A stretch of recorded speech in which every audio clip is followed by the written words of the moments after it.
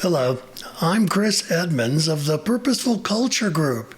Here's today's Culture Leadership Charge for SmartBrief. Our new podcast, Mastering Workplace Culture, is now live on all your favorite platforms.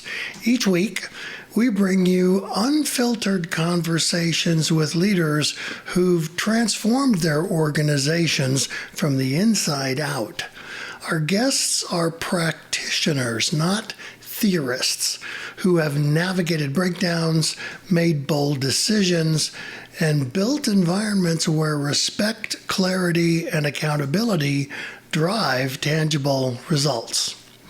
Here are two insightful clips from our discussions with Garry Ridge, former CEO and current Chairman Emeritus of the WD-40 Company, and Katelyn Taylor, Director of Marketing Communications at Boise State University.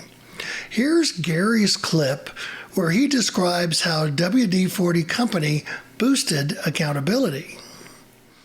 But secondly, there's this other disease that runs through an organization. It's called the na disease, the finger pointing disease, right? And it's what you just shared. So we said we are going to have a pledge within the organization that puts the responsibility of knowing and telling on the feet of everybody. So we created this thing and we called it the Maniac Pledge. And here it is.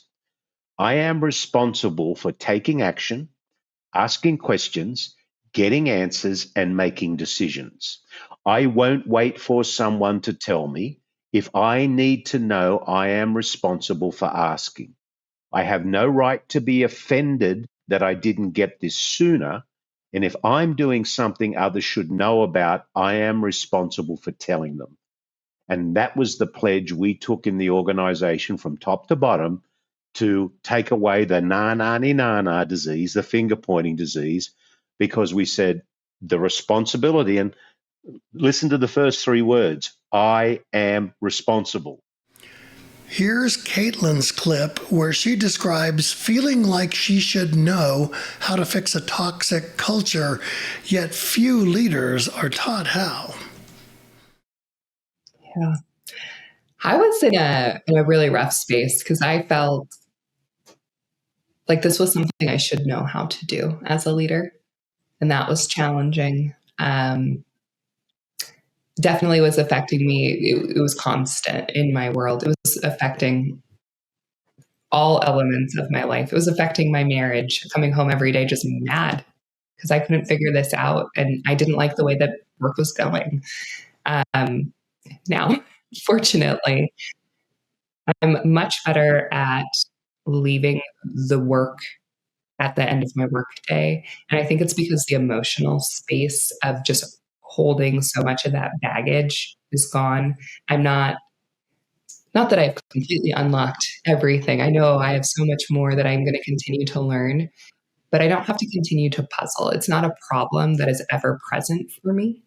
And that has been, I think, one of the biggest gifts that I've gotten personally through this process is I feel more equipped, know my toolkit, and I can say, this is just not that rain cloud that's following me, not just in my work world, but in my personal world. And that has been amazing. That has been just such a transformation. I think you've obviously seen me for the last 2 years and seen even the difference in my demeanor probably from that weight that I was holding until now, where I can just do cool things. I can worry about other things. I can worry about my dog chewing up the couch or whatever that thing is of the day, instead of how am I going to make these professionals act like adults and get along with one another.